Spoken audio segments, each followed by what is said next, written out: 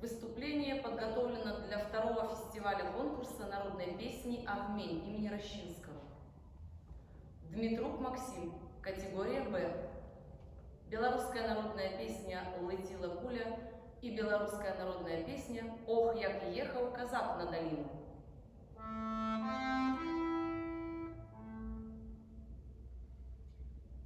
Летела куля через горю, да и поранила грудь мою, да и поранила грудь мою, да и побренила кровь речкою. Да и побренила кров речкою, прямо до того Дунаю, прямо до того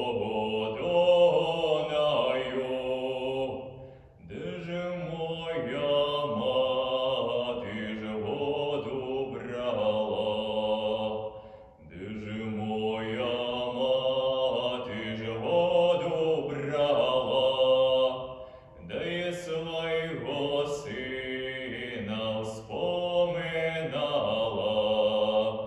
Ой, знати, знати, що ж єсть війна, що ж моєго сина вдома нема. Летела куля через горю, да и поранила грудь мою.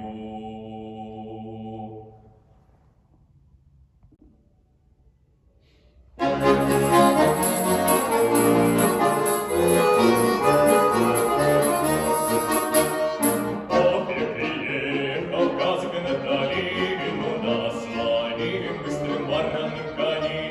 Ох, он поехал, родину покинул, дом не вернулся в край свой родных. Ох, его казачка, жена молодая, смутно до вечера на север глядит, и она подглядает на север далекий, мужа починаете скоро прилетите.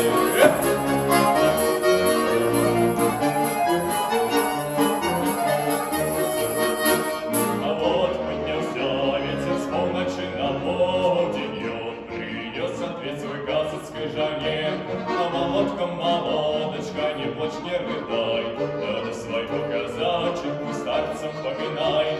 Погиб я знаю, как в чужой стороне, сложил там головушку на царской войне. Потлели там косточки многих казаков, без провода поминал могил городов.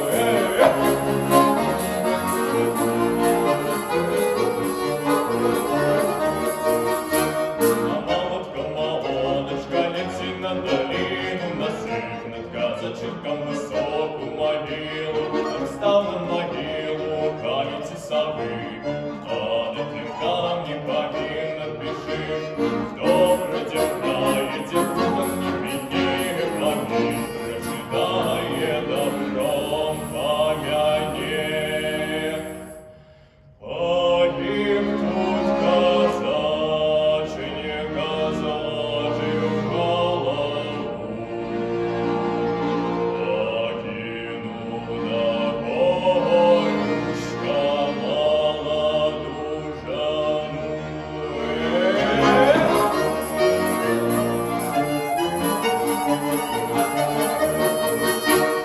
Ох, я приехал казак на долину на своим быстрым баранным коне. Ох, я поехал, родину покинул,